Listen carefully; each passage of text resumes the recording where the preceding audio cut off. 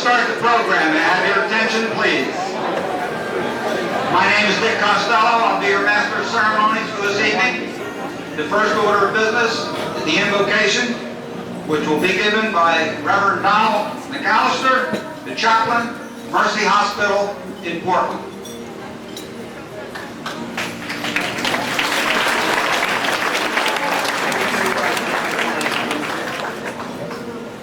It is so good that we stop and take time from our own feverish activities to honor people for greatness and for their talents. We ask you, Lord, this evening to be here and to bless our fellowship. We ask you to bless the food that we are about to share with each other, and we ask it through Christ our Lord. Bon appetit.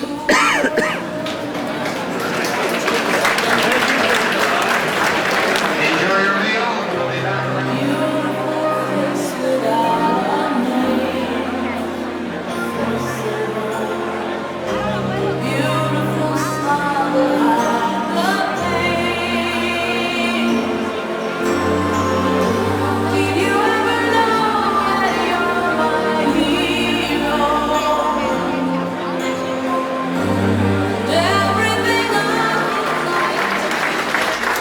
Has an NWO record as an athlete, as a coach, and as a gentleman. Bob Cody's name is synonymous with St. Louis High School. Bob himself was a three-quart standout at St. Louis and all-state in football. At Boston College, he was a three-year starter in football. Bob coached football, basketball, and baseball at St. Louis High School, where his football teams won state titles in 58, 61, 64, and 66. Coach Cody also took his basketball teams to 5 Western Maine Class A tournaments. In addition, his baseball team won the Telegram League in 1956. He also enjoyed similar coaching success at Thornton Academy following the closing of St. Louis High School. And I think Jerry Luzon's article during the week captured the flavor of what his players think about Coach Cody. Join me in bringing to the podium a fine athlete and a renowned coach, Bob Cody.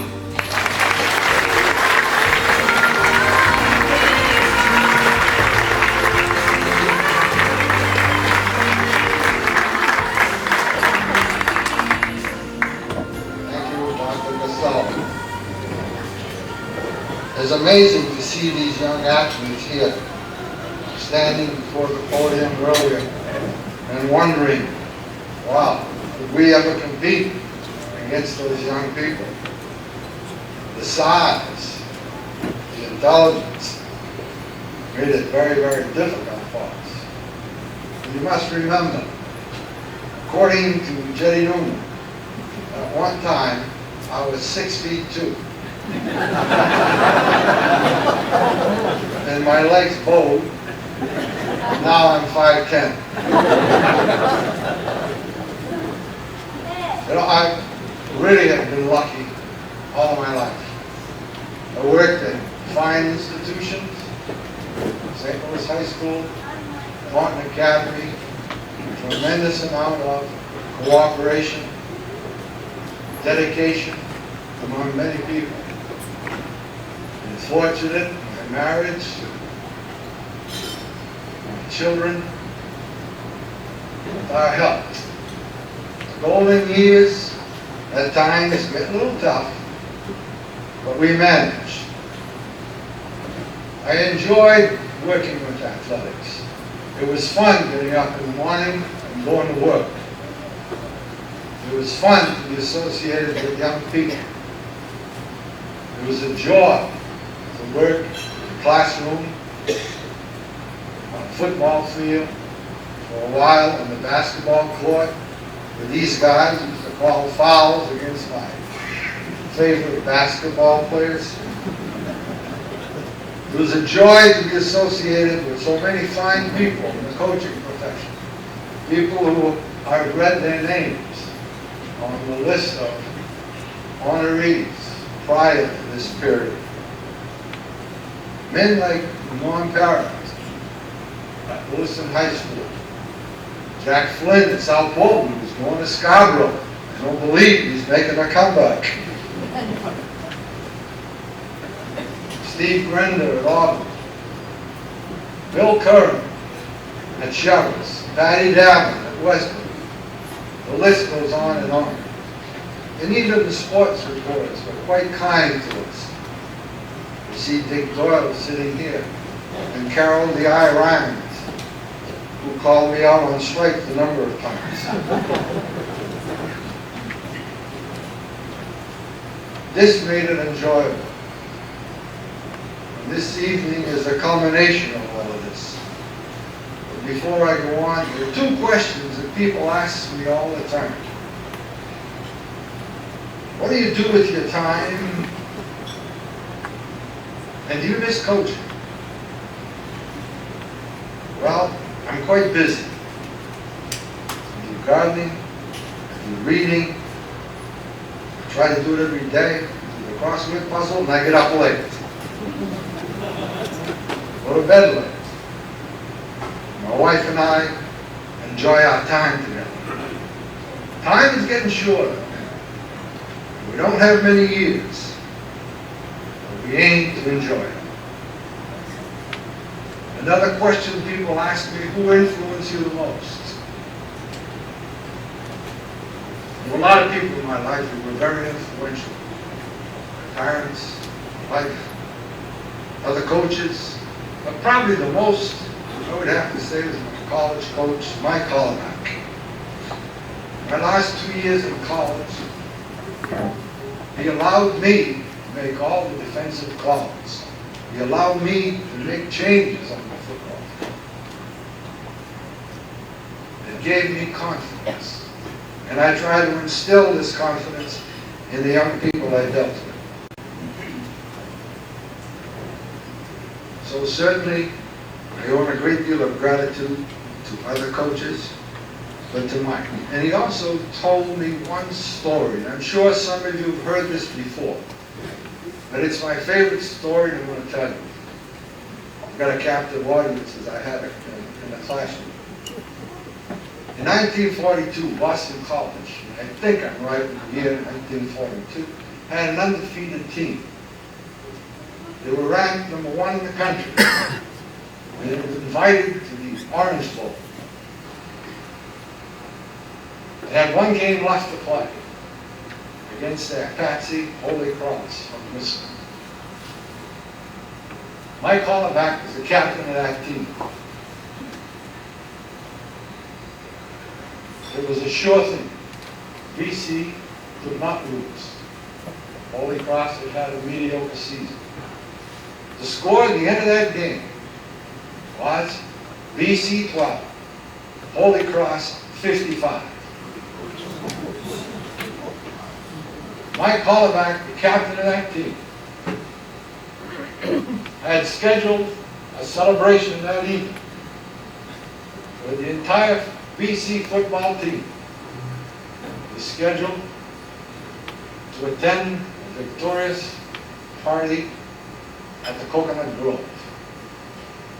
The night of the Coconut Grove fire, where thousands of people lost their lives.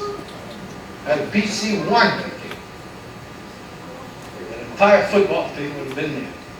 And certainly some of them would have lost their lives.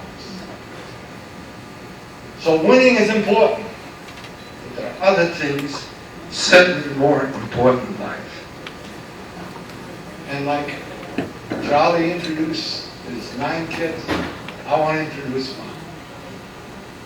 And it's no accident that we had 6 children, because a touchdown is 6 points.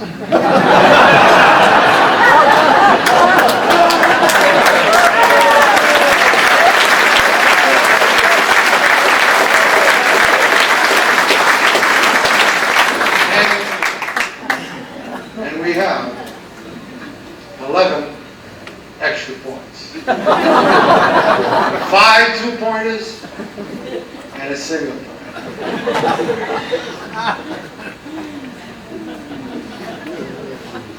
And I'm going to depart from the, if you permit me, I'm going to leave here.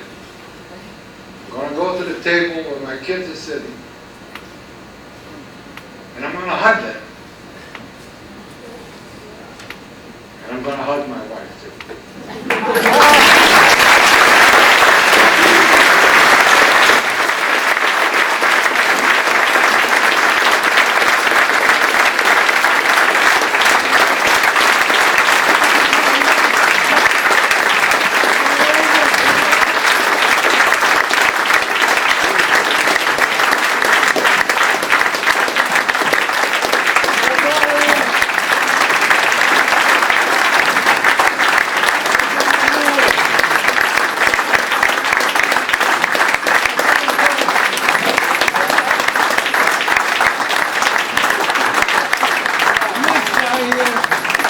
Blame for everyone.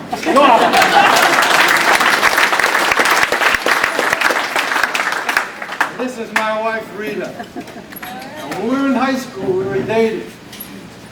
And we were walking this dark alley. Okay? By the convent with the nuns. and I kissed her. And she said, "Not here, dummy."